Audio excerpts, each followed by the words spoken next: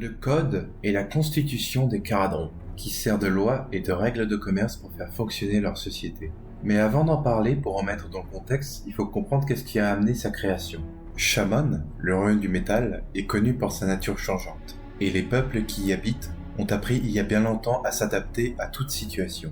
Mais lorsque l'âge du chaos arriva, les forces de Tzeentch rendèrent la surface complètement inhabitable. Certains réussirent à se réfugier à Azyr, mais une fois les portes fermées, les survivants étaient livrés à eux-mêmes. La mort ou l'assimilation par le chaos attendait ceux qui restaient sur la terre ferme. C'est pourquoi des survivants de l'empire Khazalite de Shamon n'eurent d'autre choix que d'utiliser leur machine volante pour aller se réfugier dans le ciel. Ils durent innover pour faire en sorte que leur machine puisse les faire flotter indéfiniment et les faire monter toujours plus haut où le chaos aurait du mal à les retrouver.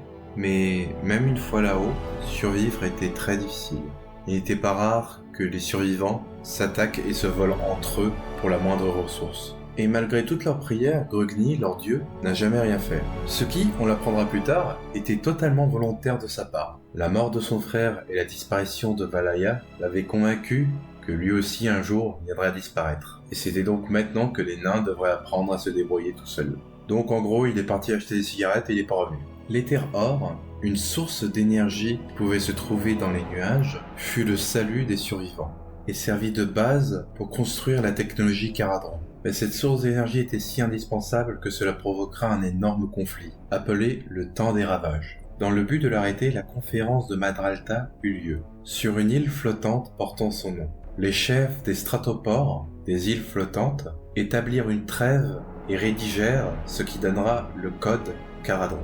Et c'est aussi là, symboliquement plus tard, que sera fondé le Geldrad, le Haut Conseil des Amirals Kharadron, où siégeront les délégués des 7 plus puissants stratopores, et dont la tâche sera aussi de modifier ou de rajouter des articles dans le code par la suite. Initialement, lors de la conférence, 9 articles ont été écrits, même si par la suite d'autres viendront.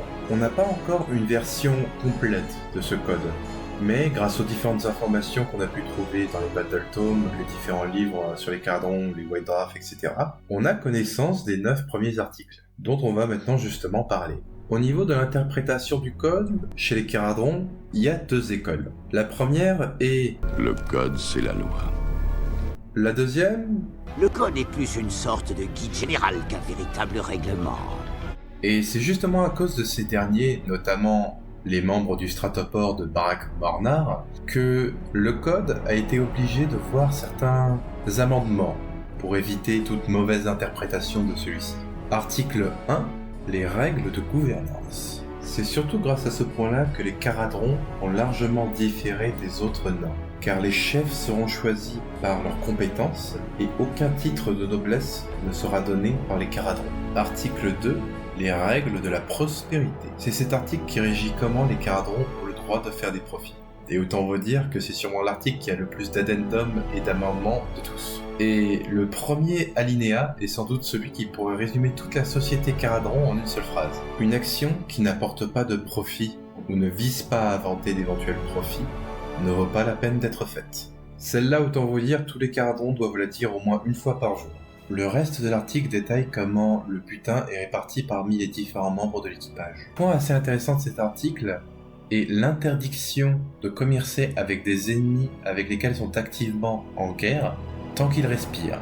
Et justement, c'est là que beaucoup de Kharadron aiment jouer sur les mots. Ce qui fait qu'il y a eu beaucoup de profiteurs de guerre qui ont commercé avec les morts-vivants. Ce qui a obligé le Geldrad à spécifier que les morts-vivants n'étaient pas sujets à la stipulation de temps qu'ils respirent, vu qu'ils ne respiraient pas. Les Zuz-Kulrik sont d'ailleurs spécifiés dans cet amendement, qui est le nom donné aux régions Ossiarques. Alors, on pourrait être étonné que les Kharadron commercent avec les Ossiarques par moment, mais quand on y réfléchit, ils ont beaucoup de points communs. Les deux cultures ont tendance à créer des contrats bien plus compliqués que nécessaire, avec différents petits pièges légaux dissimulés à l'intérieur. L'article 3 tourne autour de différentes régulations. L'un des points les plus amusants est quand même l'interdiction de vente de bière de pauvre qualité, mais peut être autorisée à la vente pour les non-Kharadron.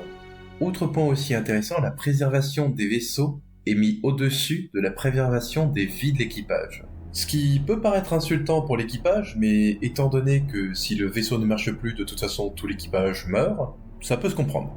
L'article 4 n'a pas vraiment de nom, mais d'après les points qu'on connaît, on peut comprendre qu'il s'agit de la chaîne de commandement et de certaines règles en temps de guerre. Le premier point étant tout membre d'équipage doit obéir à tout ordre sans poser de questions.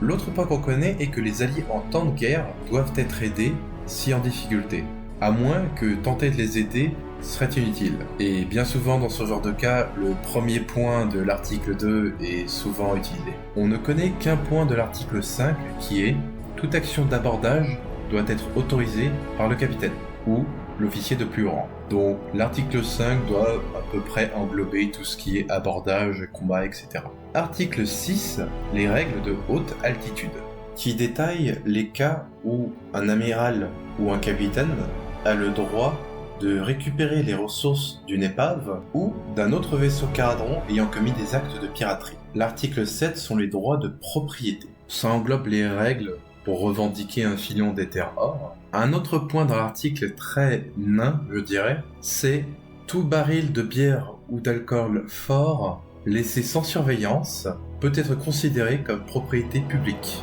En gros, si vous trouvez de la bière et qu'il n'y a personne autour, vous pouvez la prendre.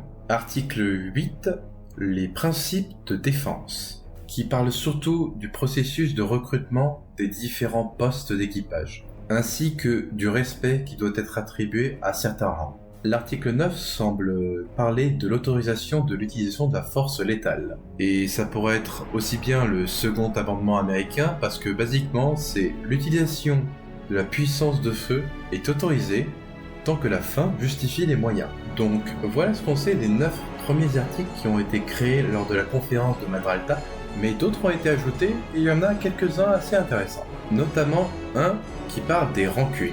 Si un caradron arrive à obtenir administrativement une clause de rancune signée et approuvée, ils peuvent obtenir la rune de marque, ce qui leur accorde le droit d'ignorer le code dans son entièreté durant leur acte de vengeance. Donc en gros, s'ils ont l'autorisation de pouvoir se venger, c'est open bar.